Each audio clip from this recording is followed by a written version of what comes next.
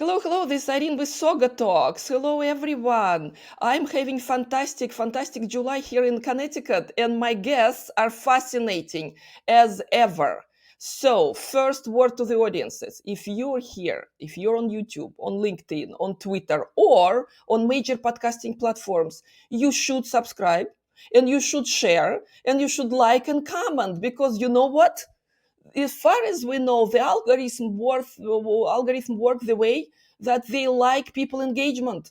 They think if this is an interesting conversation, more people should know about it, and it's not for my Irene's ego. It's not. Just a little bit, but mostly it's for people to realize how important these conversations are, how fascinating the technical leaders, the business leaders that I'm inviting here, and who are so generous with their time to share those fabulous insights, experience, and expertise with all of us. So please make sure if you like what we're doing here, it's very simple. One thumbs up for like, share with your community, share with your groups, and we become smarter, all of us together. So hello everyone again, and I am extremely excited because today with me is Yamina Hakem. Hello Yamina, how are you? I'm very well, Irene. Thank you. Good to see you. Lovely seeing you. And with us here, Bruno Larvol. Hello, Bruno. How are you today? Bonjour. Hello. I'm doing Bonjour. well. Thank you. Bonjour, ça va, Bruno. Thank you so much. Merci beaucoup for joining. I'm not speaking French. I'm not going to pretend I do. I love French culture and French language. I know a few words, but this is not about my likings today, right? This is about metaverse. And you are two fabulous business and technical leaders to have this conversation with. Yamina, could you please share with us why you do what you do and how is it relevant to metaverse, by the way? Yes. So thank you for this opportunity, first, Irene, to join this podcast. Indeed, you're right in saying that knowledge is here to be shared. And that's what we are doing at GlobalReach by sharing intelligence within the life science industry.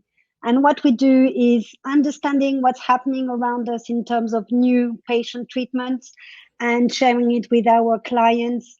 And now adding another element of AI and technology, because there's so much data out there, either scientific, either commercial data. We need to make sense out of it. And I created GlobalReach now 10 years ago. It's amazing how time flies by at the back of 20 years at Thomson Reuters.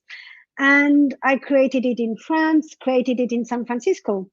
And one of the very first person that I met in San Francisco is actually Bruno. And we are from the same industry, same background. And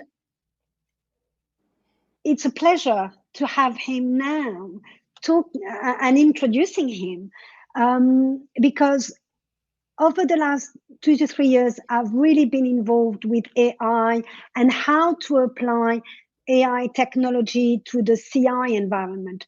But Bruno has gone one step further. He's actually made his whole company in a virtual environment. And he is the first person that I've ever met who's got his company in Metaverse.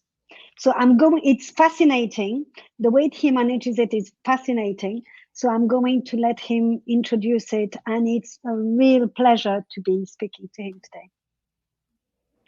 Thank you, Yamina, because naturally, Bruno is the star of the hour. With the work you started, I saw the business announcement by Yahoo, but major outlets out there, okay, the work that LARVOL is driving.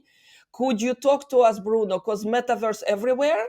We see it transforming gaming, entertainment, retail, and cooperation and collaboration spaces. Okay, we're getting warmer somewhere. Bruno, talk to us why you do what you do. Well, first, thank you both for the very kind words today. Pleasure to talk with both of you, and I appreciate the opportunity. I started my company also quite a few years ago. We sell software and data in the healthcare industry. And what has been interesting about my journey is that from the beginning, it was completely virtual. I'm going to get into Metaverse in a second. But from the beginning, we all were in different time zones, different countries, no headquarters. So imagine 150 people way before COVID, all working from home. I like to tell the story that my VP and my VP of operation, Aviva Friedman, worked 12 years together, and we never met in the real world.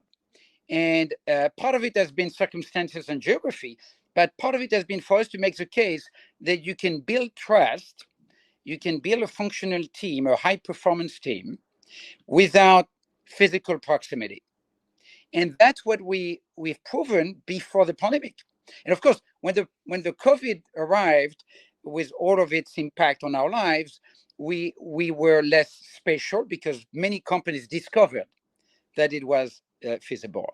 And I haven't mentioned the metaverse yet, but the first part of our journey as a company has been to be radical in the sense that we replace physical proximity with transparency in order to create trust.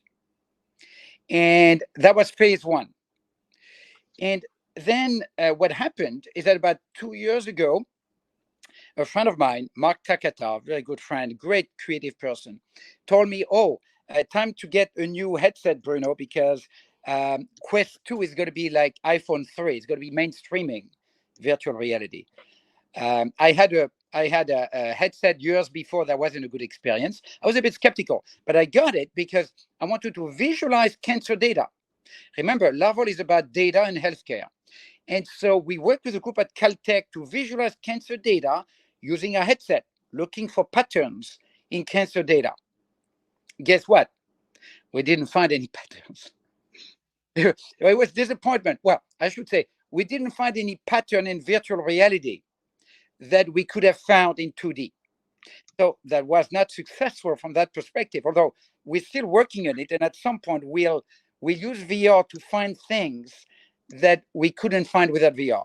But as we did that, one thing we realized is that virtual reality can give you something else: a home, a place to meet, a place to be sharing experience with your coworker. So at that point, I decided to buy a headset. So I'm showing you my headset here. That's the headset that I'm using. It's a bit of souped up headset. There's a special deluxe battery pack to balance my head and so on. So I bought a headset like this for most people in our company, and we started to experiment with it. And then I decided to spend 1 full year in virtual reality, in the metaverse. And I'm getting close to that year. The 15th of August is going to be the anniversary of my year in the metaverse.